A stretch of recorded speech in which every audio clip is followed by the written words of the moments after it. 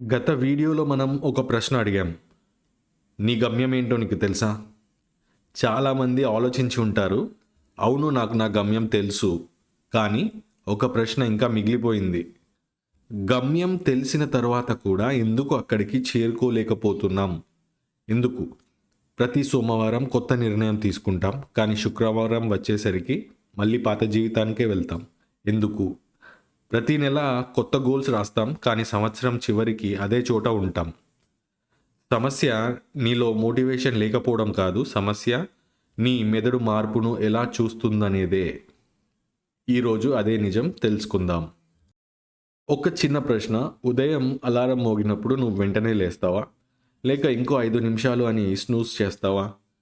Exercise చేయాలని అనిపిస్తుంది కానీ ఫోన్ తీసుకొని రీల్స్ చూస్తావు. చదవాలని అనిపిస్తుంది కానీ యూట్యూబ్ ఓపెన్ చేస్తావు.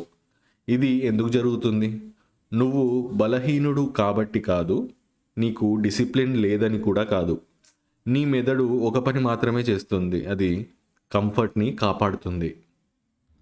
మన బ్రెయిన్కి 2 విషయాలే ముఖ్యం: సురక్షితం, పరిచయం. కొత్త పని, కొత్త అలవాటు, కొత్త జీవితం, ఇవి బ్రెయిన్కి రిస్క్ లాగా అనిపిస్తాయి. అందుకే నువ్వు మారాలని నిర్ణయించుకున్న ప్రతిసారి అది నిన్ను వెనక్కి లాగుతుంది. నువ్వు కాదు, నీ బ్రెయిన్. అందుకే మార్పు కష్టం అనిపిస్తుంది. మారకుండా ఉండడానికి 3 కారణాలున్నాయి. మొదటిది కంఫర్ట్ జోన్. ఇప్పటి జీవితం గొప్పది కాకపోయినా తెలిసిన జీవితమే. తెలియని మంచి జీవితానికి వెళ్ళడం కంటే తెలిసిన సాధారణ జీవితాన్ని బ్రెయిన్ ఎంచుకుంటుంది. రెండోది ఇన్స్టాంట్ ప్లెజర్. ఒక రీల్, ఒక స్క్రోల్, ఒక గేమ్ వెంటనే చిన్న ఆనందాన్ని ఇస్తాయి.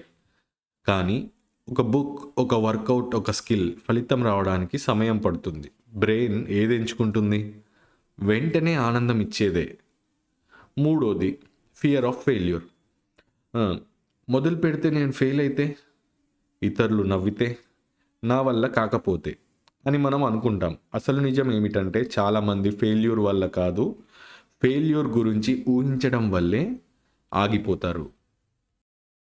అయితే మారాలంటే ఏం చేయాలి? 3 విషయాలు. మొదటిది, చిన్నగా మొదలుపెట్టు. 1 గంట కాదు, ఒక 5 నిమిషాలు. రెండవది, మోటివేషన్ కోసం ఎదురు చూడకు. యాక్షన్ తీసుకుంటే మోటివేషన్ అదే వస్తుంది. మూడవది, పర్ఫెక్ట్ డే కోసం ఎదురు చూడకు. ఈరోజే ఒక చిన్న అడుగు వేయి. గత వీడియోలో నీ గమ్యం గురించి మాట్లాడుకున్నాం. ఈరోజు ఎందుకు మారలేకపోతున్నామో తెలుసుకున్నాం. కానీ ఒక ప్రశ్న ఇంకా ఉంది. మన జీవితాన్ని నిజంగా మార్చేది ఏది? గోల్స్ కాదు, మోటివేషన్ కూడా కాదు, అది అలవాట్లు. తర్వాతి ఎపిసోడ్లో నీ జీవితాన్ని నడిపేది నువ్వా లేక నీ అలవాట్ల అనే విషయం గురించి మాట్లాడుకుందాం. గుర్తుంచుకో, గమ్యం నీ దిశను నిర్ణయిస్తుంది, అలవాట్లు నీ గమ్యాన్ని చేరుస్తాయి. మళ్ళీ కలుద్దాం.